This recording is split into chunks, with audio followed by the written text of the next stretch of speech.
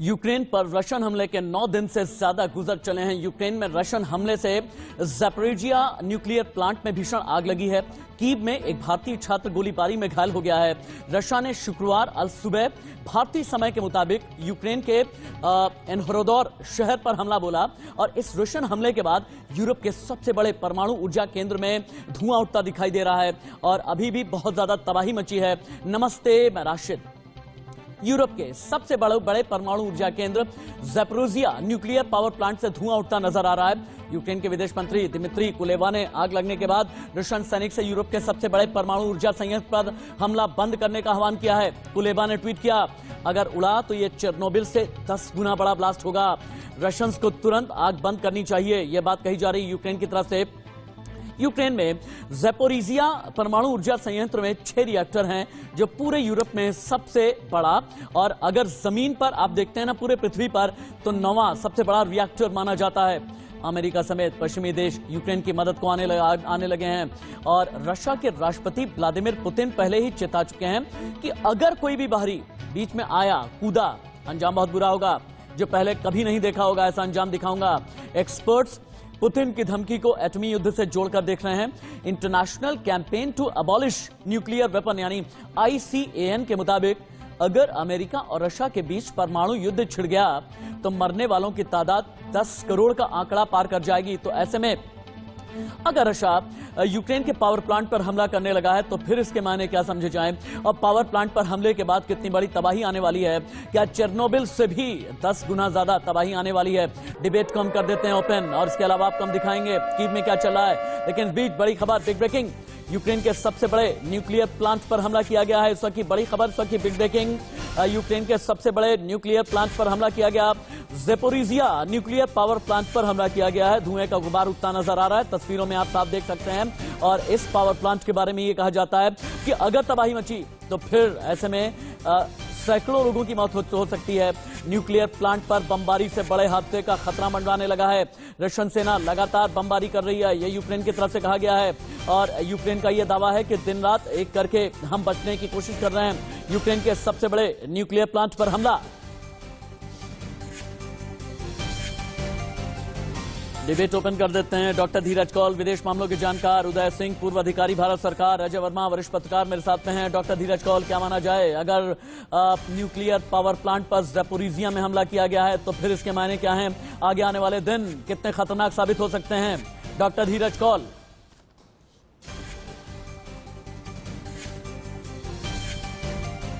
Doctor Kaul, आप सुन पा रहे हैं मुझे? टीम PCR आवाज जा पा रही है, नहीं जा पा रही है? डॉक्टर धीरज कौल, मेरा आपसे सवाल है, जवाब दें। क्या आप मुझे सुन पा रहे हैं? बिल्कुल सुन पा रहा हूं, बताएं, बोलें।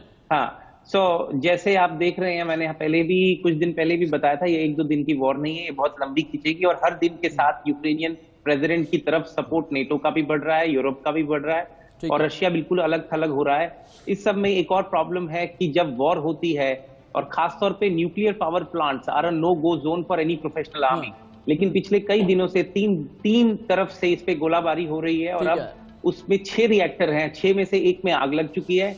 और आपने बिल्कुल सही पॉइंट आउट किया, अगर वो क्योंकि हमारी टेक्निकल टीम ये दिखा रही है कि ज़ैपोरिजिया परमाणु प्लांट पर जब हमला किया गया उस वक्त के हालात क्या हैं, और जिस वक्त हमला किया गया तो आसपास कितने लोग मौजूद थे, और न्यूक्लियर प्लांट के आसपास के इलाके को किस तरीके से खाली कराया गया है। इस न्यूक्लियर प्लांट के बारे में अगर कुछ आप जानते हैं डॉक्टर कौल, थोड़ा सा बताएं हमें।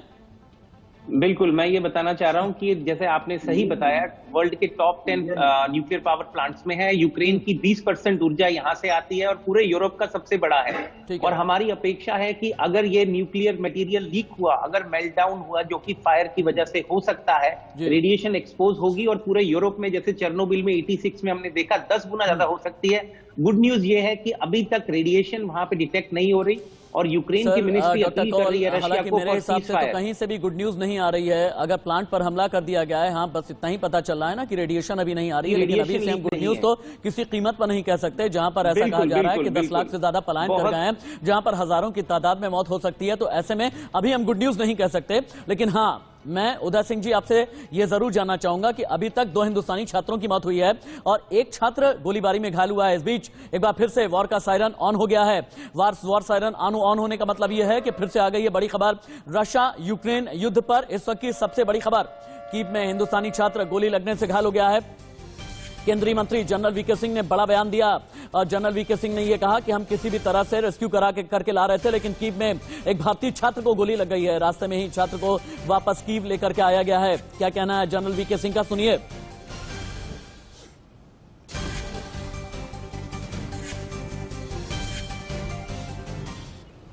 अभी खार्किव के अंदर 1-2 बच्चों का नुकसान भी हुआ है। अभी आज मेरे ख्याल से खबर आई थी कि कीव के अंदर एक बच्चा जो आ रहा था उसके भी गोली लगी, वो वाकई उसको कीव ले गए फिर दोबारा रास्ते में से। ये लड़ाई के अंदर तो होगा और हम ये देख रहे हैं कि कम से कम नुकसान में हमारे ज्यादा से ज्यादा बच्चे निकल आए। केंद्रीय मंत्री जनरल वीके सिंह को सुन रहे थे आप और केंद्रीय मंत्री का यह कहना था कि हमारी कोशिश यह है कि कम से कम नुकसान उठाया जाए। लेकिन उदय सिंह जी, चूंकि आप पूर्व अधिकारी हैं भारत सरकार के, हमें यह समझाएं कि भारत के लिए अभी कितनी बड़ी चिंता वाली बात है। 2 भारतीय छात्र की मौत हो गई है और कीव में एक छात्र को गोली भी लगी है। हालांकि मिशन गंगा भारत सरकार का जारी है और किसी भी तरह से C-17 ग्लोबमास्टर के जरिए या अलग अलग फ्लाइट के जरिए भारतीयों को निकाले जाने की कोशिश की जा रही है। लेकिन अभी क्या यह माना जाए कि भारत एक Catch-22 सिचुएशन में है, एक ऐसी सिचुएशन में कि जल्दी से जल्दी भारतीयों की महफूज वतन वापसी कराई जाए? अभी जो सिचुएशन है इसमें दोनों तरफ में कहीं से भी थोड़ा फ्लेक्सिबिलिटी नजर नहीं आ रहा है। हाँ। जब तक फ्लेक्सिबिलिटी नहीं रहेगा यूक्रेन के साइड से या रशिया के साइड से, ठीक है, तो बाहरी जो फोर्सेस हैं, बाहर के जो कंट्रीज हैं, उनका जो एक्सटर्नल प्रेशर उदय सिंह जी, फ्लेक्सिबिलिटी का मतलब क्या है? फ्लेक्सिबिलिटी का मतलब क्या है? क्योंकि जब युद्ध शुरू हो जाता है तब तो किसी भी तरह की, मुझे तो नहीं लगता कि तब किसी भी तरह की फ्लेक्सिबिलिटी की बात होती है। तब तो दोनों रिजिड रहते हैं, दोनों जिद में रहते हैं कि मुझे जोग्राफिया बदलना है, मुझे शहर बदलना है, मुझे गांव बदलना है, मुझे एटॉमिक रिलेशंस बदलने हैं, मुझे पैराडाइम शिफ्ट लेकर के आना है, मुझे तो बहुत बड़ा युद्ध घोष करने वाला बन जाना है। I can understand what you are telling this things. मैं समझ रहा हूं इन चीजों को, हमें पूरा करने दीजिए। फ्लेक्सिबिलिटी का ये मेरे कहने का मतलब हुआ कि जैसे बाहर के देश निगोशिएट कर रहे हैं, भारत के प्रधानमंत्री ने भी बात किया ये पुतिन साहब से, हाँ। फिर फ्रांस के भी राष्ट्रपति ने बात किया। तो इस तरीके से जो और सैंक्शंस लगातार लग रहे हैं, यूक्रेन को भी बहुत लॉस हो रहा है, रशिया को भी वार से लॉस हो रहा है, ठीक है, बहुत सारे कंट्रीज के जो लोग वहां पे स्टक हैं उनका भी काफी बड़ा एट स्टेक है। हमारे 4 मिनिस्टर्स ऑपरेशन गंगा में लगे हुए हैं। तो आखिर आज के युग में अगर आप इतना रिजिड हो जाएंगे कि नहीं हम युद्ध लड़ेंगे ही, तो हमने जो महसूस किया है, मेरा जो सोच है इसमें, मेरा ये सोच है कि दोनों ही साइड अभी तक थोड़ा सा भी निगोशिएशन के टेबल पे नहीं आ पा रहे हैं। ऐसी स्थिति में मैं अपनी पीसीआर टीम से ये गुजारिश करूंगा कि ब्रेकिंग न्यूज बंद नहीं होनी चाहिए, क्योंकि विश्व युद्ध की, महायुद्ध की ये जो ब्रेकिंग है, हाँ, इसके जरिए हम ये बता रहे हैं कि अभी फिलहाल के लिए रशिया और यूक्रेन में क्या चल रहा है। टीम पीसीआर, अगर आप अगली ब्रेकिंग न्यूज चला सकें, यूक्रेन युद्ध अगली ब्रेकिंग। पुतिन के मिशन यूक्रेन को लगा है बहुत बड़ा झटका, क्योंकि पुतिन को यह लग रहा था 3 दिन के अंदर यूक्रेन पर कब्जा कर लेंगे, लेकिन नया झटका लगा है। कीव के पास मारा गया रशियन सेना का मेजर जनरल, यानी पुतिन को लगा है बड़ा झटका। वो पुतिन जो जासूस हैं, वो पुतिन जो राष्ट्रपति हैं, वो पुतिन जो तानाशाह हैं, यूक्रेनी स्नाइपर ने एक मेजर जनरल को शूट किया है यूक्रेन के खिलाफ युद्ध में। पुतिन की सेना को यह बहुत बड़ा झटका लगा है। अजय जी, पुतिन के लिए मिशन यूक्रेन में चूंकि मारा गया major general Andrei Sukhovetsky. Ajay Varma ji, ये पुतिन के लिए कितना बड़ा झटका है? ये पुतिन के लिए बहुत बड़ा प्रोवोकेशन है। जिस तरीके से अभी उदय जी बता रहे थे कि फ्लेक्सिबिलिटी नहीं है, रिजिडिटी दोनों साइड से है। पुतिन अगर रिजिड है तो वेस्ट भी रिजिड है। आप इकोनॉमिक सैंक्शंस लगा दीजिएगा, आप बैंक्स पे रोक लगा दीजिएगा, आप नो फ्लाई जोन्स बना दीजिएगा, हाँ। और 8 दिन के बाद 9वें दिन एक कंट्री उठकर कहता है कि हम सैन्य अपनी आर्मी भेजेंगे और प्रोटेक्टिंग यूक्रेन। भैया 8 दिन तक सोए थे क्या? और दूसरी तरफ आप कहते हो, क्या आपने कहा कि सीज फायर लागू करो, सीज फायर करो, इंडिया ने भी कहा। सर इस बीच एक और बड़ी खबर आ रही है। अजय जी, आपको रुकना पड़ रहा है। एक और बड़ी खबर आ रही है, ज़ेलेंस्की ने ललकारा है। अगली बड़ी खबर, ज़ेलेंस्की ने सीधे तौर पर पुतिन से ये कह दिया, आकर के हिम्मत है 1 to 1 बात कीजिए। न्यूक्लियर प्लांट पर हमले के बाद जेलेंस्की, बाइडेन, जॉनसन इन सभी ने बात की है, यानी यूके के प्रधानमंत्री ने, यूएस के राष्ट्रपति ने, इन सभी ने, ब्रिटेन के प्रधानमंत्री, यूक्रेन के राष्ट्रपति और इसके अलावा अमेरिका के राष्ट्रपति के बीच बातचीत हुई है। लेकिन बातचीत के बाद फिर जेलेंस्की ने ललकार करके, और हाँ, यूएन की यानी संयुक्त राष्ट्र की इमरजेंसी मीटिंग बुलाई गई है और जेलेंस्की ने इसके बाद फिर बड़ा बयान दिया है। जेलेंस्की ने कहा कि अगर हिम्मत है तो आकर के हमसे बात करो, लेकिन परमाणु यूनिट पर हमला क्यों कर रहे हैं? जेलेंस्की को सुनिए। Информационная бомба, про которую все говорят, что отдать? Господи, что ты хочешь от нас? Уйди с нашей земли. Не хочешь сейчас уйти? Сядь со мной за стол переговоров. Я свободен. Сядь со мной, только не на 30 метров, как с Макроном, Шольцем и так далее, как их принимают. Я ж сосед. Ми до цього готувались. Звертаюся до всіх українців, до всіх європейців, до всіх людей, хто знає слово Чорнобиль, хто знає, скільки горя і жертв приніс вибух на атомній станції. Це була глобальна катастрофа. З її наслідками боролися сотні тисяч людей. मेरे साथ में स्ट्रेटेजिक एक्सपर्ट आसिफ रमीज दाऊदी भी जुड़े हैं। आसिफ रमीज दाऊदी, हमें यह बताएं कि जेलेंस्की में आखिरकार उनकी हिम्मत टूटने का नाम नहीं ले रही। अब पुतिन को ये कहने में लगे हैं अगर हिम्मत है तो मेरे सामने आकर के बातचीत कीजिए, और 10 मीटर के फासले से मैं बातचीत नहीं करता। मुझे फ्रांस वाला मत समझिए, मुझे कनाडा वाला मत समझिए, मुझे अमेरिका वाला मत समझिए, मैं काटने के लिए दौड़ूंगा नहीं। जेलेंस्की की हिम्मत जवाब क्यों नहीं दे रही? इसमें इसके दो पहलू हैं। सबसे पहली चीज तो ये है कि पहले दिन को अगर आप याद करें, जिस दिन वॉर शुरू हुआ था, उस दिन क्या हुआ कि ऐसा लग रहा था कि वो छुप गए हैं, वो कहीं है नहीं लोग उनको, बल्कि अफगानिस्तान में जो राष्ट्रपति भाग गए थे उनसे भी कंपेयर करने लग गए थे। लेकिन अच्छा, वो शायद उनकी कोई प्लानिंग और स्ट्रेटेजिक कोई स्टेप होगा। उसके बाद क्या हुआ कि फिर अचानक से वो एक तरह से जो रेजिलियंस और जिस तरह से रिएक्ट करना शुरू हुआ और जिस तरह से एक टफ टाइम देना शुरू कर दिया रशियन आर्मी को और इन्वेडर्स को, उससे ऐसा अंदाजा लगने लगा कि बहुत हिम्मत और एक कहीं ना कहीं ग्लोबल हीरो बन के आ गए। इसके दो पहलू मैं ये बता रहा था। एक तो ये है कि चले उनकी हिम्मत है और हिम्मत की दाद देनी चाहिए और सही तरीके से वो अपने नेशनल इंटरेस्ट में लड़ रहे हैं। और दूसरा जो पहलू ये है कि जो बाइडेन ने शुरू में कहा था कि हम किसी भी तरह से मिलिटरली सपोर्ट नहीं करेंगे। अब आपने देखा होगा कि दूसरे सपोर्ट मिलते चले गए। जितना लंबा ये वॉर जाता चला गया और जितना ज्यादा वो रेसिस्ट करते चले जाएंगे, मैं अभी तक ये जानना चाहूंगा कि 9 दिन के युद्ध के बाद में मैं आप सभी के जरिए ये जानना चाहूंगा, क्योंकि एक अलग अलग ध्रुवों पर कई लोग खड़े हैं। कहीं पर नेटो है, कहीं पर बाइडेन है, कहीं पर जेलेंस्की है, कहीं पर पुतिन है, कहीं बोरिस जॉनसन है, कहीं कनाडा है, कहीं फ्रांस है यानी इमैनुअल मैक्रों है, तो कहीं जस्टिन ट्रूडो हैं। लूजर कौन है और विनर कौन है? Uday Singh ji, who exactly is the biggest loser 9 दिन में?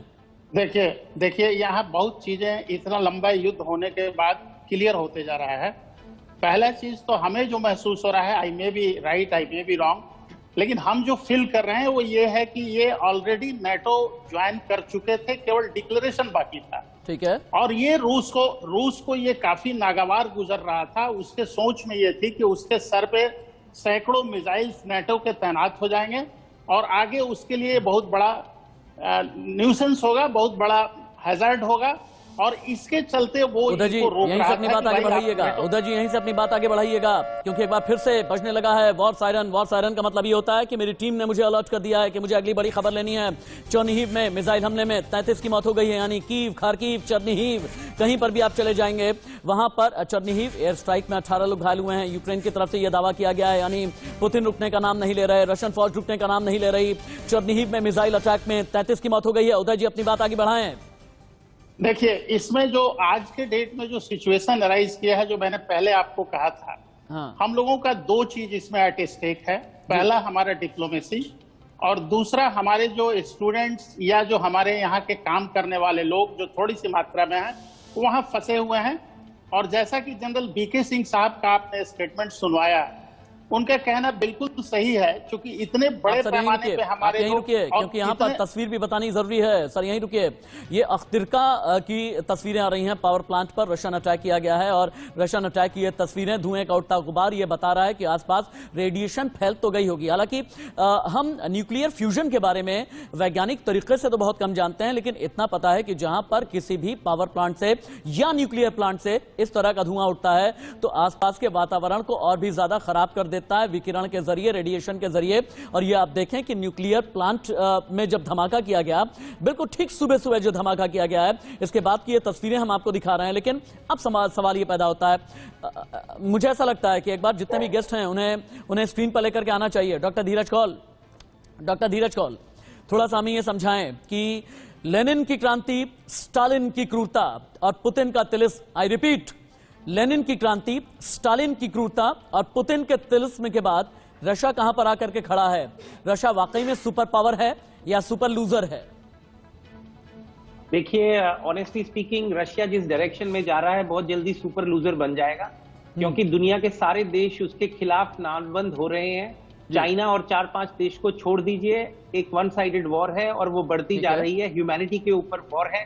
और अब इन्होंने न्यूक्लियर पावर प्लांट्स को अटैक करना शुरू कर दिया है। नेटो के कई कंट्रीज की अब डायरेक्टली उनकी सेफ्टी एट स्टेक है, और इसमें सबसे ज्यादा नुकसान रशियन कॉमन लोगों का होगा और यूक्रेनियन लोगों का होगा, क्योंकि ये सब भाई बहन है, आपस में बहुत कनेक्टेड है। मैं उस जगह रह चुका हूं, कुछ टाइम तक ट्रैवल किया है। They are same people. और जब एक रशियन सोल्जर यूक्रेन में आके किसी को गोली मारता है तो उसको नहीं पता उसकी चाची है, चाचा है, ताया है, कौन है, सब रिलीजन सब कुछ सेम है। ऐसा लग रहा है वॉरजोन से फिर से बड़ी खबर आ रही है, मुझे ऐसा लग रहा है वॉरजोन से। सर एक मिनट, आप सभी को रुकना पड़ रहा है, चाहे विंग कमांडर हो धीरज कौल जी, उदय सिंह जी, अजय वर्मा जी, आप सभी रुके हैं। अगली बड़ी खबर, एटॉमिक एनर्जी एजेंसी IAEA ने बड़ा बयान दिया है। चूंकि न्यूक्लियर प्लांट पर अटैक के बाद हमें IAEA के बयान का इंतजार था। रशियन हमले में रिएक्टर को कोई नुकसान नहीं हुआ, ये थोड़ी सी राहत की खबर है। हालांकि अभी भी पूरी तरह से हम ये नहीं कह सकते कि हाँ ये साई ऑफ रिलीफ है, लेकिन एटॉमिक एनर्जी एजेंसी IAEA ने बड़ा बयान दे दिया है कि अभी फिलहाल के लिए रशियन हमले में रिएक्टर को किसी भी तरह का नुकसान नहीं हुआ है। अजय वर्मा जी, लेकिन खतरा भी टला नहीं है, खतरा किसी भी तरह से टल नहीं रहा है। फ्रांस के राष्ट्रपति इमैनुअल मैक्रोन ने पुतिन से बातचीत करने के बाद, पुतिन से मीटिंग के बाद ये कहा कि पुतिन यूक्रेन तक नहीं रुकेंगे। अगर यूक्रेन पर कब्जा हो जाता है तो बाल्टिक नेशंस की तरफ बढ़ेंगे, अगर कब्जा हो जाता है तो पुतिन फिर बढ़ने लगेंगे लातविया की तरफ, एस्टोनिया की तरफ, लिथुआनिया की तरफ, और तब पुतिन कहीं ज्यादा खतरनाक हो जाएंगे। एक ऐसा तानाशाह जो एक जगह कब्जा कर ले, बाद में अपनी विस्तारवादी नीतियों के तहत आसपास के मुल्कों को फिर से वापस लेकर के आने की कोशिश करे, अखंड रशिया बनाने की कोशिश करे, 1991 के दौर में जाने की कोशिश करे। क्या यह माना जाए कि कितनी खतरनाक नियत है अभी पुतिन की? मुझसे पूछा आपने? हाँ, आपसे पूछा है। नहीं, मैंने आपको पहले जो आपने कहा ना रेडिएशन वाली जो बात थी, IAEA का जो आज क्लियर था, यही मैं उस समय बोलने वाला था कि रिएक्टर कहीं भी डैमेज नहीं हुआ है, कहीं भी रिएक्टर इंपैक्टेड नहीं हुआ है। हाँ। वो एक ट्रेनिंग कॉम्प्लेक्स है जहां फायर लगा है। अब आइए आप पुतिन की तानाशाही की बात आप करें, पुतिन की रिजिडिटी की बात करें, या पुतिन को आप मान के चलें कि वो पास्ट ग्लोरी को रिवाइव करने की कोशिश कर रहे हैं। हाँ। पर एक बात सही है और ये फैक्ट है कि इवन लेनिन और स्टालिन के टाइम भी USSR was a force. Today also USSR, Russia is a force. आज क्या है, आप उसको UNSC से निकालने की बात कर रहे हैं, आप उसके खिलाफ आपने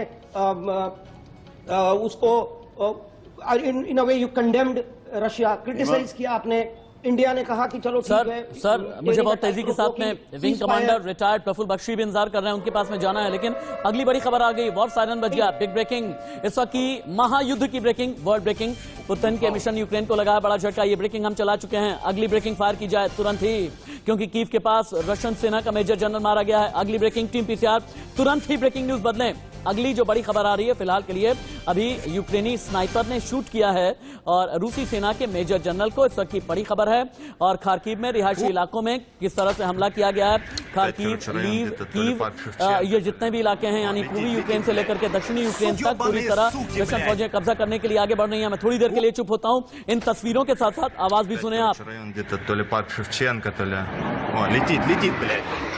Ёбаные суки, блядь!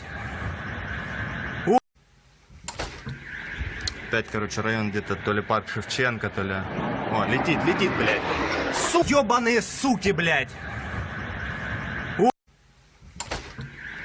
Опять, короче, район где-то то ли парк Шевченко, то ли... О, летит, блядь! Ёбаные суки, блядь! मेरे साथ में जुड़े हुए हैं विंग कमांडर प्रफुल्ल बख्शी। बहुत दिन से मैं आपका इंतजार कर रहा था, 9 दिन में पहली बार आपके साथ में बातचीत हो रही। क्या होता है ना, वॉर हमेशा इस स्ट्रैटेजी के साथ में लड़ा जाता है, और जब रणनीति की बात करते हैं तो पुतिन के बारे में कहा जाता है कि उनका दायां दिमाग जो है जासूस के तौर पर चलता है, बीच का दिमाग एक कमांडर के तौर पर चलता है, बाईं तरफ का अच्छा प्रफुल्ल बख्शी जी के साथ संपर्क टूट गया है। उदय सिंह जी के पास में वापस से चलते हैं। उदय जी, आपको क्या लगता है कि पुतिन की जिद दुनिया को कहां तक लेकर के जाएगी? देखिए, मेरा जो सोच है इसमें मैं पुतिन और जेलेंस्की दोनों को इक्वली रिस्पॉन्सिबल मानता हूं। आपका देश पूरी तरह से बर्बाद हो रहा है, लगातार सेलिंग हो रही है, आपके सिटीजन्स का लॉस हो रहा है, उनको बहुत सारे तरह की सफरिंग हो रही है, और आप इस तरह की बात कर रहे हैं कि मैं आपको खाऊंगा नहीं, काटूंगा नहीं, आप आइए हमसे डायरेक्टली नेगोशिएट करिए। और साथ ही साथ जो नेटो कंट्रीज जो बहुत सारा हमदर्दी दिखा रहे हैं इनके साथ, उनका भी अगर आप कहते हैं कि नहीं आप युद्ध को विराम करिए, तो आप उनको आर्म्स और वेपन्स और तरह तरह के सैंक्शंस एक अगले के फेवर में कैसे लगा रहे हैं? कमांडर जुड़ गए हैं, ठीक है, आपको रोकना पड़ रहा है। चाह रहे हैं आप युद्ध को भड़काना चाह रहे हैं। हाँ, ठीक है ना, आप युद्ध को तो भड़काने की कोशिश, युद्ध को भड़काने की कोशिश अक्टूबर 2021 से ही हो रही है। विंग कमांडर जुड़ गए हैं मेरे साथ में। विंग कमांडर प्रफुल्ल बख्शी, मैं ये जानना चाह रहा था कि स्ट्रैटेजी के पॉइंट ऑफ व्यू से कहां पर अभी 9 दिन के अंदर पुतिन फेल हो गए हैं। मैं क्यों कह रहा हूं फेल हो गए हैं, क्योंकि एक साथ कहते हैं पुतिन का 3 दिमाग चलता है, एक तानाशाह का दिमाग, बीच वाला दिमाग एक राष्ट्रपति का दिमाग चलता है, और जो दाईं तरफ का दिमाग है ना, वो एक जासूस का भी चलता है, एक कमांडर का भी चलता है, एक फौजी का भी चलता है। इतने दिमाग एक साथ में चले हैं, फिर भी पुतिन फेल क्यों हैं? मेरे ख्याल से जो बात चल रही है पुतिन के फेलियर और सक्सेस की बात नहीं है।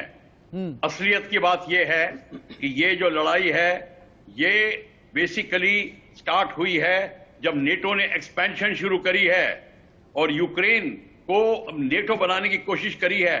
आप सोच लीजिए, अगर चीन नेपाल में, भूटान में, सिक्किम में आके बैठ जाए तो मेरा क्या रिएक्शन होगा। वही पुतिन का रिएक्शन है। और आप ये मत सोचिए, ये जितनी वेस्टर्न कंट्रीज हैं वो अपनी आर्मामेंट इंडस्ट्री को चलाने के लिए ये कार्यक्रम करती हैं। कोल्ड वॉर होती है तो सबसे ज्यादा आर्मामेंट बिकता है, और यही कार्यक्रम आप देख रहे हैं। आपने तो पूरा पॉइंट ही बदल दिया विंग कमांडर, आपने तो पूरा सिक्का ही बदल दिया। आप अभी तक जो है पूरी दुनिया में विंग कमांडर अभी तक पूरी दुनिया में ये कहा जा रहा था कि पुतिन बहुत बड़े विलन हैं, पुतिन सनकी हैं, पुतिन तानाशाह हैं, पुतिन इंपल्सिव हैं, लेकिन आपने तो ये कह दिया कि पश्चिमी देश, लेकिन आपने ये कह दिया कि पश्चिमी देश अपना हथियार बेचने के लिए, अपने हथियार का बिग बाजार खोलने के लिए इस तरह का युद्ध कराते हैं। ये कहना चाहते हैं आप? एब्सोल्युटली यही कह रहा हूं सर, मेरे लिए शॉकर है। आप देखिए, sir, it's completely a shocker for me. यानी आप पुतिन को जस्टिफाई कर रहे हैं wing commander. You are justifying a तानाशाह, एक डिक्टेटर को आप जस्टिफाई कर रहे हैं। अचानक की नीति यही है, मैं भी यही करता। मत करो। एक मिनट, अजय जी रिबट करना चाहते हैं। अजय जी आइए। वेस्ट को कहिए प्रोवोक ना करें। उन्होंने अक्टूबर से शुरू किया प्रोवोकेशन। अच्छा, अभी यही कहना चाहते हैं। किसी को दीवार के कोने में पुश कर देंगे, क्या रिएक्शन होगा? ठीक है, रिएक्शन पुतिन का 100% सही था। कोई आपके नाक दो लोग ये कह रहे डालेगा, बर्दाश्त डॉक्टर करोगे? धीरज कौल मेरे डिबेट में 2 लोग ये कह रहे हैं कि पुतिन का रिएक्शन बिल्कुल ठीक था, नेटो ने भड़काया है, पश्चिमी मुल्कों ने भड़काया है, भड़का करके फिर पीछे आ गए हैं, जेलेंस्की को आगे कर दिया है, यूक्रेन को आगे कर दिया है, यूक्रेन के नागरिकों को आगे कर दिया गया है, यानी ढाल बना करके स्केपगोट, जिसे बलि का बकरा कहा जाता है, बलि का बकरा बना दिया गया। अगर बलि का बकरा बनाया गया है तो क्या ऐसा लगता नहीं कि ऐसी चीजें बूमरैंग भी कर सकती हैं नेटो के लिए?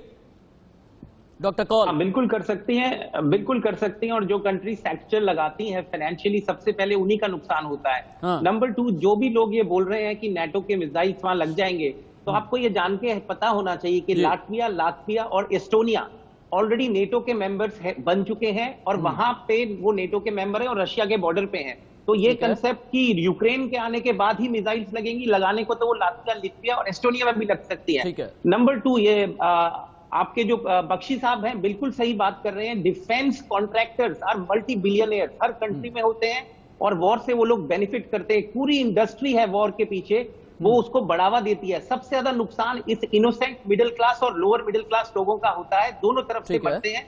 और खास तौर पे सर यूक्रेन आपको और रोकना रशिया पड़ रहा के है, लोग फिर ही से आ गई है big breaking, world breaking war zone से आ चुकी है इस वक्त। यूक्रेन से आ रही है बड़ी खबर, युद्ध की बड़ी खबर है। चर्निहिव में मिसाइल अटैक में 33 लोगों की मौत हो गई है। यूक्रेन ने यह दावा किया है, यूक्रेन की तरफ से यह दावा किया जा रहा है। इस वक्त की बड़ी खबर, चर्निहिव एयर स्ट्राइक में 18 लोग घायल हो गए हैं। यूक्रेन की तरफ से यह भी दावा किया जा रहा है। डिफेंस एक्सपर्ट्स का क्या कहना है, एक बात सुनिए। वो किसी भी जल्द से जल्द वो चाहता है कि इनकी मिलिट्री सेना को बिल्कुल डिसेबल कर दे। वो लगातार इनके सैन्य ठिकानों पे कर रहा है और वो इनके न्यूक्लियर के ऊपर भी उसको शुभ है। उसको लग रहा है कि ये न्यूक्लियर वेपन बना रहे हैं, इसलिए उसने चेर्नोबिल न्यूक्लियर प्लांट और दूसरे न्यूक्लियर प्लांट पे भी उसने कब्जा किया है। मैं समझता हूं कि तुरंत बातचीत का दौर शुरू न होना चाहिए, बगैर किसी कंडीशन के तभी होगा।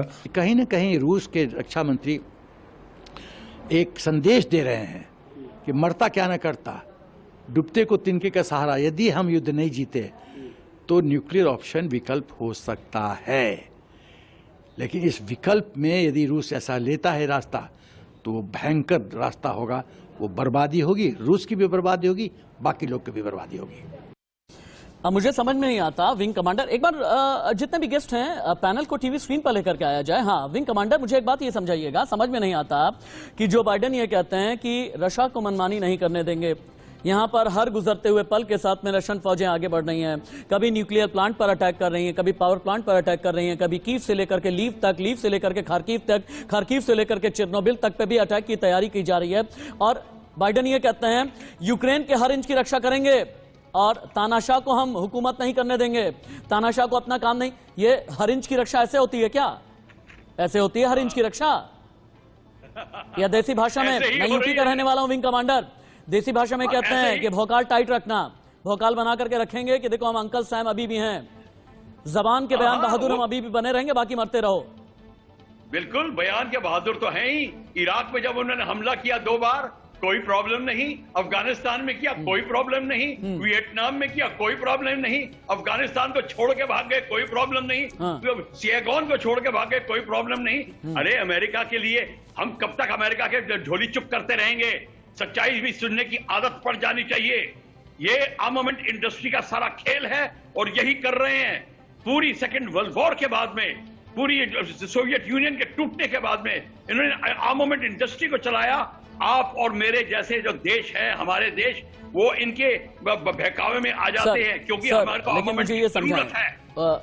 उदय सिंह जी, चूंकि आप ब्यूरोक्रेट रहे हैं और आपने बहुत करीब से ये जाना होगा कि डील्स किसी भी तरीके की कैसे होती हैं।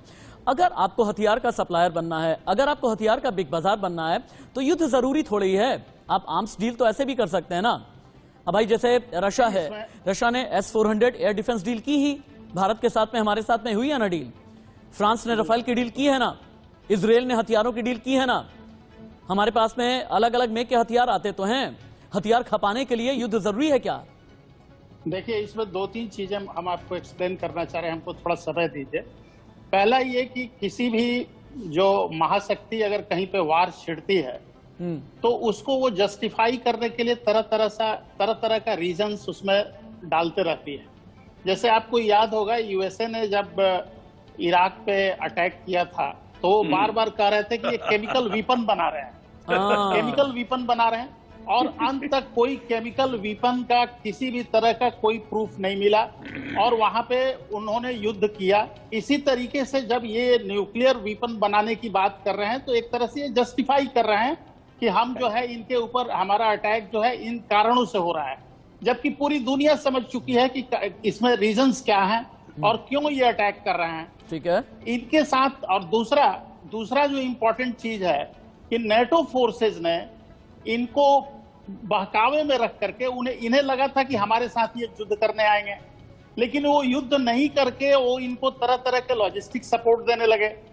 और आज के दिन जो सिचुएशन वहां पे है कि ये युद्ध को और बढ़ा रहे हैं। ये चाहिए था निगोशिएशन होना बिना किसी शर्त का, इनको बैठना चाहिए था। सवाल एक और पैदा होता है। अब अजय जी, एक और सवाल पैदा होता है। एक सेकंड में हम खत्म। अच्छा, अपनी बात पूरी कर लें, बिल्कुल पूरी कर लें अपनी बात। जहां तक हम लोगों का प्रश्न है, भारत का प्रश्न है, भारत का डिप्लोमेसी भी एट स्टेक है, क्योंकि कल बाइडेन साहब ने कहा कि भाई आपको क्लियर रास्ता अपनाना होगा। अभी तक हम लोग एब्सटेन कर रहे थे वोटिंग से, अब जो है उन लोगों को लग रहा है कि नहीं, आपको अपना एक स्टैंड लेना होगा, आइदर यू आर विद रसिया और विद नेटो फोर्सेस नंबर 1। हमारे साथ ये दिक्कत है कि हम दोनों में से किसी एक को छोड़ने में काफी कठिनाई महसूस कर रहे हैं। दूसरी चीज है, हमारे इतने लोग फंसे हुए हैं और डिफरेंट डायरेक्शंस में है। ऐसा नहीं है, उन लोगों को जो फ्लाइंग डेस्टिनेशन है वहां तक ले जाना एक बहुत बड़ा इशू है। ठीक है, जनरल बीके सिंह साहब ने जो कहा वो बहुत सही कहा, क्योंकि वहां पे लॉसेज होंगे, वहां पे कैजुअलिटी होगा। आपने बड़ी बात ये बोल दी है कि आपने देखिए उदय जी, आपकी बातों से जो मुझे अपनी डिबेट के आगे की लाइन नजर आई है ना, आपने बड़ी बात ये बोल दी है कि हमारे लिए भी हमारी डिप्लोमेसी और जो विदेशी रिश्ते होते हैं ये भी काफी हद तक स्टेक पर लगे हैं। अगर स्टेक पर लगे हैं अजय जी, चूंकि एक बात बोली है अभी उदय सिंह जी ने, उदय सिंह जी का ये कहना था कि अभी तक ना हम रशिया के साथ में थे ना अमेरिका के साथ में थे, क्योंकि हमें ये पता था कि रशिया जो है भारत का सबसे बड़ा हथियार सप्लायर है। रक्षा व्यापार $15 अरब का है, व्यापार $9.5 अरब के आसपास का है। अमेरिका की बात आती थी तो $146 अरब का हमारा व्यापार था, तो हमने बीच का रास्ता अख्तियार किया था। लेकिन अब जो बाइडेन ने यह कह दिया है कि आपको अब तटस्थ नहीं रहना है, इनडायरेक्टली ये कह दिया है, यानी भारत के लिए कि आने वाले दिनों में चैलेंजेस बड़े हैं। ये बताना पड़ेगा कि अमेरिका के साथ में है, यानी यूक्रेन के साथ में है, या फिर रशिया के साथ में। क्या इस तरह की चुनौती आने वाले दिनों में है? सर, मैं आपसे सवाल करूं उससे पहले बिग ब्रेकिंग आ गई है। बाइडेन ने पुतिन के करीबियों पर प्रतिबंध लगा दिए हैं। पुतिन के प्रेस सचिव दिमित्री पेस्कोव पर प्रतिबंध लगाए गए हैं। रशिया के बड़े बिजनेसमैन अलीशेर बुरहानोविच पर भी बैन लगाया गया। पुतिन के करीबी हैं। 19 रूसी करीबियों पर वीजा पाबंदी लगाई गई है। इस वक्त की बड़ी खबर, इस वक्त की बिग ब्रेकिंग। अजय जी, ऐसी पाबंदियों से कुछ होता है क्या? नहीं होगा, वही तो मैं आपको तब से कह रहा हूं कि सैंक्शंस लगाते रहो, क्योंकि आपके पास और कोई रास्ता नहीं है।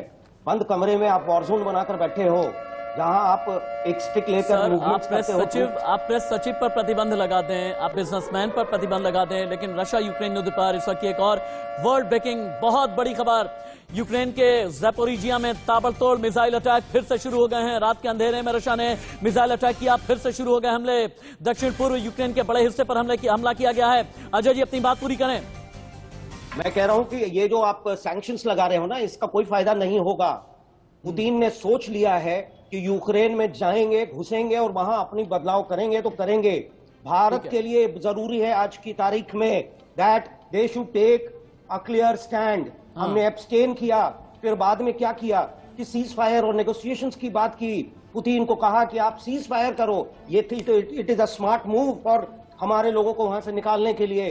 पर मेरा मानना है कि आज की तारीख में India must take a stand and go with Russia. उन्हें टीवी स्क्रीन पर तुरंत ही लेकर के आया जाए। अजय जी अपनी बात चुकी कर रहे हैं। और अजय जी, विंग कमांडर, इस तरह के प्रतिबंधों के जरिए कुछ होता है या नहीं होता है? क्योंकि अभी तक जितने सैंक्शंस हैं वो फुस हैं।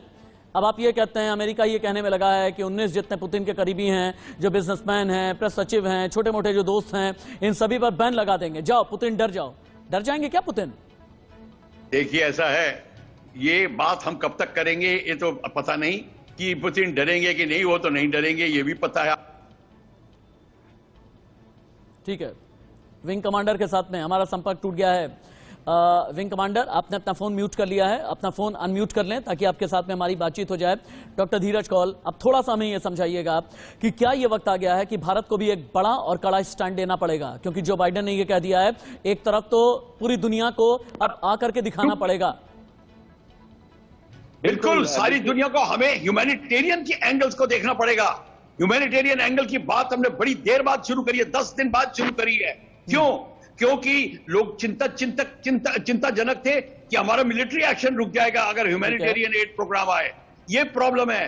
ह्यूमन कॉरिडोर नहीं बनने दे रहे, क्योंकि जब तक यूनाइटेड नेशन सिक्योरिटी काउंसिल और international committee of red cross आके ये बात फिर से बैटल जोन से बड़ी खबर। रशिया के राष्ट्रपति पुतिन ने बहुत बड़ा बयान दे दिया। रशिया यूक्रेन के लोग एक हैं, एक रहेंगे। हमारी सेना ने यूक्रेन के किले को तोड़ दिया है, ये पुतिन ने कहा। रशिया की सेना यूक्रेन में अंदर तक पहुंच चुकी है। व्लादिमीर पुतिन आगे कहते हैं, यूक्रेन की सेना ही यूक्रेन के लोगों को मार रही है। क्या पुतिन प्रोपेगेंडा कर रहे हैं? विंग कमांडर, क्या पुतिन प्रोपेगेंडा कर रहे हैं? देखिए, ऐसा है, प्रोपोगेंडा भी एक मेथड ऑफ वॉरफेयर है। अगर पुतिन कर रहे हैं, नहीं कर रहे, ये मैं नहीं कह सकता क्योंकि मैं दिल्ली में बैठा हूं। पर मैं आपको ये बता दूं, अगर वो प्रोपोगेंडा नहीं करेंगे तो बिल्कुल पागल होंगे। मैं भी प्रोपोगेंडा करूंगा। ग्लोबल से डॉक्टर सेकंड धीरज वर्ल्ड वॉर कौल, में सब डॉक्टर कुछ धीरज खा दिया कौल, था। साइकोलॉजिकल वॉरफेयर में कौन आगे है कौन पीछे है? यूक्रेन, मैं इसके अलावा रशिया की बात कर रहा हूं, अमेरिका की बात कर रहा हूं, नेटो की बात कर रहा हूं। अगर इस तरह की बातें कही जाती हैं कि यूक्रेन अपने ही सैनिकों को मरवा रहा है, ये बताने के लिए, पूरी दुनिया में ये मैसेज देने के लिए कि देखिए पुतिन कितने सनकी हैं, कितने तानाशाह हैं, is it a part of psychological warfare? बिल्कुल हो सकता है। आप मुझे 1 मिनट दीजिएगा, क्योंकि आपने एक बहुत स्मार्ट क्वेश्चन पहले पूछा था। मैं आपकी जानकारी के लिए बता दूं कि नेटो के एक्सपेंसेस का 70% अमेरिका होल्ड करता है और बाकी छोटा छोटा परसेंट यूरोप करता है। पहली बारी वर्ल्ड वॉर 2 के बाद जर्मनी ने अपनी पॉलिसी हटाई और अब वो $2 बिलियन इमीडिएट सैंक्शन किया है। तो डिफेंस कॉन्ट्रैक्टर्स को बहुत बड़ी इनकम का सोर्स जनरेट हो गया है already. As we speak $13 billion के ऑर्डर्स जा चुके हैं। आप S-400 की बात करते हैं, S-500 जो सितंबर 2021 में रिलीज हो चुका है 2021 के अंदर, और वो हाइपरसोनिक मिसाइल्स को हिट करता है, उसके लिए ऑर्डर्स आने लग गए हैं। S-500 नॉट 400, 400 पुरानी टेक्निक है, S-500 इज 2021। जो सवाल आप पूछ रहे हैं, साइकोलॉजिकल वॉरफेयर इज रियल, लेकिन मैंने चेरनोबिल के पेशेंट्स खुद देखे हैं जिनको थायराइड कैंसर होता है, स्किन कैंसर होता है, बोन कैंसर होता है। भगवान ऐसी डेडली डिजीज से बचाए, और 12, 13, 15, 20, 21 साल तक वो चलता रहता है। ये जो nuclear war plant, nuclear energy power plant के ऊपर जो अटैक्स हो रहे हैं, ये पूरा वायलेशन है इंटरनेशनल नॉर्म्स का। पूरी धरती को इसका इफेक्ट उठाना पड़ेगा। लेकिन सवाल यही पैदा होता है ना डॉक्टर कौल कि इंटरनेशल नॉर्म रह कहां पर है? इंटरनेशनल नॉर्म को मान कौन रहा है? संयुक्त राष्ट्र को याद कौन करता है? UNHRC की बात कौन करता है? UN में अब तो स्थायी सदस्यता तक की भी बातें होने लगी हैं। एक और बड़ी खबर है, एक और बिग ब्रेकिंग है, मेजर ब्रेकिंग, जो यूक्रेन की सरजमी से आ रही है, बैटल जोन से। 8 दिन में रशिया ने यूक्रेन पर 480 मिसाइल दागी है। ये यूएस ने बोला 230 मिसाइल रशियन मोबाइल लॉन्चर से फायर की गई हैं। 150 मिसाइलें रशिया की जमीन से दागी गई हैं और बाकी बेलारूस की तरफ से भी दागी गई हैं। अब विंग कमांडर, आपके जरिए मैं वॉर स्ट्रैटेजी समझने की कोशिश करूंगा। क्या कर रहे हैं ना पुतिन ने शुरुआत की क्रीमिया की तरफ से, फिर पुतिन रशिया की तरफ से आगे बढ़े, फिर उधर से बेलारूस को लिया और पूर्वी हिस्से से दबाव बनाना शुरू किया। जब यह लगने लगा कि पूर्वी हिस्से से पूरा दबाव बन गया है, तो पश्चिम की तरफ से भी अटैक और तेजी के साथ में कर दिए और दक्षिण की तरफ आ गए, फिर ब्लैक सी की तरफ। समंदर से लेकर के हवा तक, हवा से लेकर के जमीन तक की ये स्ट्रैटेजी पुतिन को युद्ध में आगे कहां तक लेकर के जाएगी? कितने दिन का युद्ध है अभी? देखिए, युद्ध अभी चल सकता है और निरंतर भी कुछ महीने चल सकता है, और शांति भी आ सकती है। दोनों चीजें हैं। अगर ये दोनों की बात को मनाने के लिए एक स्ट्रांग बॉडी मध्यस्थता करे, मैं युद्ध की बात तो करता ही रहूंगा, क्योंकि युद्ध तो पहली बार थोड़ी हो रहा है कि हम तो हमारे को इतना रोना तो कभी अफगानिस्तान और इराक में तो कभी आया नहीं जितना अभी आना शुरू हो गया है। पर कोई बात नहीं, रोने से काम नहीं चलेगा। ठीक है, क्वेश्चन ये है, ठीक है, क्वेश्चन ये है कि हम मध्यस्थता करने के लिए कितने तैयार हैं। सर आप फिर से रुक जाइए। महायुद्ध की सबसे विस्फोटक ब्रेकिंग आ गई है। जर्मन चांसलर ओलाफ शॉल्स ने बहुत बड़ा बयान दे दिया। यूक्रेन को हथियार भेजना हमारा सही फैसला था, ये जर्मन चांसलर का ये कहना है। जर्मनी, ब्रिटेन, नेटो मुल्क ये हालांकि लॉजिस्टिक सपोर्ट देने की कोशिश कर रहे हैं और लॉजिस्टिक सपोर्ट के साथ साथ ये भी कोशिश कर रहे हैं कि किसी भी तरीके से रशिया अपना प्रभुत्व स्थापित ना कर पाए। लेकिन इस युद्ध के बाद, अजय जी, इस युद्ध के बाद मैं ज्योग्राफिकल सिर्फ नहीं समझूंगा, सुपर पावर के मामले में कितने ज्यादा चेंजेस पूरी दुनिया में आने वाले हैं, थोड़ा हमें ये समझाएं। और मैं सिर्फ यूरोप की बात नहीं कर रहा, मैं सिर्फ रशिया की बात नहीं करूंगा, सिर्फ अमेरिका की बात नहीं करूंगा, बल्कि एशिया को भी इसमें लेकर के आना चाहूंगा। मेरे हिसाब से इस युद्ध के बाद जो यूक्रेन, अब मुझे लगता है ये मैक्सिमम 2-3 दिन और मान के चले, Putin is also playing very smart. नहीं तो 2 दिन से ज्यादा ये युद्ध नहीं होना था। उनको भी पता था, और अगर 2 दिन से ज्यादा युद्ध हुआ तो ये भी कैटेगरिकली क्लियर होता है। जर्मन चांसलर ने जो कह दिया कि हथियार हमने दिया था, यूएस की भी ये कोशिश थी। Sir I am really very sorry, पल खबरें बदल रही हैं। रशिया यूक्रेन युद्ध के बीच दुनिया की सबसे बड़ी ब्रेकिंग, परमाणु फोर्स अलर्ट होते ही बढ़ गई आयोडीन की खपत। रेडिएशन से बचने के लिए आयोडीन खरीदने में लगे हैं लोग। बुल्गारिया में खत्म होने लगा आयोडीन का स्टॉक। परमाणु अटैक के डर की वजह से लोग आयोडीन खरीद रहे हैं और परमाणु अटैक के खतरे के बीच लोगों में बहुत ज्यादा पैनिक सिचुएशन है। विंग कमांडर, थोड़ा हमें ये बताएं कि क्या रेडिएशन से बचने के लिए अगर आयोडीन लोग खरीद करके रखते हैं, इनके लिए महफूज होता है क्या? अगर मैं बता पाऊं। अच्छा, आप ही बता दें। बता दें। देखिए मेरा फील्ड है, मैं फिजिशियन हूं, मैं ये ट्रीट कर चुका हूं, आपको बताता हूं। अगर हम लोग जो आयोडीन खाते हैं सब्जियां और फ्रूट्स के थ्रू जो आता है नेचर में, जब न्यूक्लियर अटैक होता है या न्यूक्लियर एक्सप्लोजन होता है, वो आयोडीन धरती में जाता है, प्लांट्स और वेजिटेबल उसे पिक करते हैं, आपके बॉडी में जाके थायराइड में कंसंट्रेट होता है, थायराइड कैंसर हो जाता है बहुत बड़ी मात्रा में। इसीलिए अगर आप थायराइड के सप्लीमेंट्स लेंगे, थायराइड की पिल्स लेंगे, तो आपकी बॉडी का थायराइड उस पिल से जाएगा instead of fruits and vegetable. वो एक सप्लीमेंटल तरीका है इससे बचने के लिए। इसलिए पूरे यूरोप में आप देखेंगे with in next 24 to 48 hours iodine के स्टॉक्स देखना कहां आसमान को छुएंगे और उनकी डेफिशिएंसी होगी, ये आप लिखित में ले लीजिए। ठीक है, कंपनी गेम्स। हाँ अजय जी आप अपनी बात पूरी कर लें क्योंकि मैंने आपको बीच में रोक दिया था। अजय जी। हाँ, मैं कह रहा था ये जो सुपर पावर की बात है, यूक्रेन ज्यादा दिन नहीं, यूएस की पोस्चरिंग ज्यादा दिन नहीं होगी। German chancellor has admitted in a way कि इनको मिलिटराइज किया गया था। अब जब ये सुपर पावर और इस वॉर के बाद जो इमर्जेंस होगा रशिया का, it will be a very strong Russia.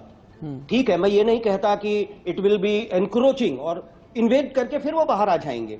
ये जरूरी नहीं है कि यूक्रेन को अपना इंक्लूड करें। रशिया यूक्रेन युद्ध पर सबसे विस्फोटक ब्रेकिंग आ गई है। रशियन स्ट्राइक से जेपोरिजिया न्यूक्लियर प्लांट में आग लग गई है। हो सकता है चेर्नोबिल से 10 गुना बड़ा हादसा। यूक्रेन ने इस तरह का अंदेशा जताया है। यूक्रेन में सबसे बड़े परमाणु ऊर्जा संयंत्र पर रशियन सेना ने कब्जा कर लिया है। IAEA ने गंभीर चेतावनी दी है, खतरे की चेतावनी। अंतर्राष्ट्रीय परमाणु ऊर्जा एजेंसी ने बड़े खतरे की आशंका जताई है।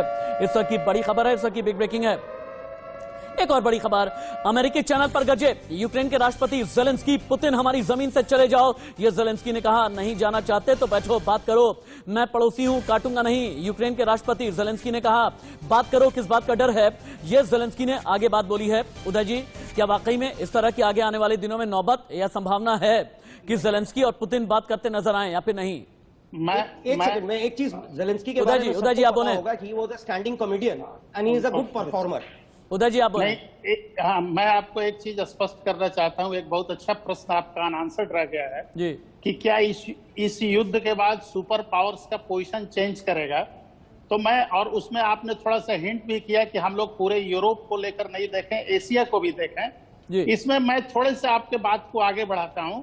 यहाँ पे एक बहुत इंपॉर्टेंट फोर्स है चाइना, जो शुरू से इस मुहिम में लगा हुआ है बहुत साइलेंटली, और उसने सपोर्ट किया है रसिया को, लेकिन बहुत ज्यादा आगे बढ़ करके नहीं, एक कंट्रोल्ड मैनर में उसका उधर से सपोर्ट किया है और इधर ताइवान पर चढ़ने की कोशिश की है, यही इंडिकेट कर रहे हैं ना? Yes, that I want to say. वो उसका एक बहुत बड़ा यहाँ पे एक बहुत बड़ा एजेंडा है, और वो लग रहा है कि अगर रसिया का युद्ध ये समाप्त हो जाता है और ये लोग इन्वॉल्व हो जाते हैं तो वो एक सुपर पावर के रूप में और विंग कमांडर क्या होता है ना, विंग कमांडर कहते हैं कि पूरी दुनिया के लिए सबसे खतरनाक स्थिति तब पैदा हो जाती है जब दो विस्तारवादी आपस में मिल जाएं। एक विस्तारवादी पुतिन, जिसे चाहिए 15 देश, जिसे चाहिए Latvia, Lithuania, Estonia, Belarus, Georgia, Azerbaijan, Kazakhstan, Moldova, Armenia, Tajikistan, Kyrgyzstan, Uzbekistan, Ukraine, Turkmenistan, ये सब कुछ चाहिए पुतिन को। शी जिनपिंग को चाहिए ताइवान, शी जिनपिंग को चाहिए आसपास के जो पड़ोसी मुल्क हैं, शी जिनपिंग को चाहिए पूर्वी लद्दाख की तरफ का इलाका, शी जिनपिंग को चाहिए अरुणाचल प्रदेश की तरफ का इलाका, शी जिनपिंग को चाहिए सिक्किम की तरफ का इलाका। अगर ये दो विस्तारवादी मिल जाते हैं तो ऐसे में स्थिति कितनी खतरनाक होती है, विंग कमांडर? देखिए, ये सब कुछ आप बिल्कुल ठीक बात कर रहे हैं। विस्तारवादी जो है ये अपने देश के हित की बात कर रहे हैं, ना कि दूसरे कंट्री की हित की बात आई चाइना की। चाइना ताइवान पे नहीं, लद्दाख पे नजर बैठाए बैठा है। अगर भारत की नीति में कोई बदलाव आया तो आप देखिए, चाइना ने लद्दाख पे दुगना हमला करना है और रशिया उसको सपोर्ट करेगा, और रशिया आपकी आर्म सप्लाई रुकेगी, पाकिस्तान चाइना को सपोर्ट करेगा। आपको अपनी देश की नीति को बचा के रखना है, ना कि दुनिया के लिए छाती पीटना है। इस समय मुझे चिंता है भारत की, और भारत की चिंता को देखने के लिए मैं भारत की पॉलिसी को देखूंगा।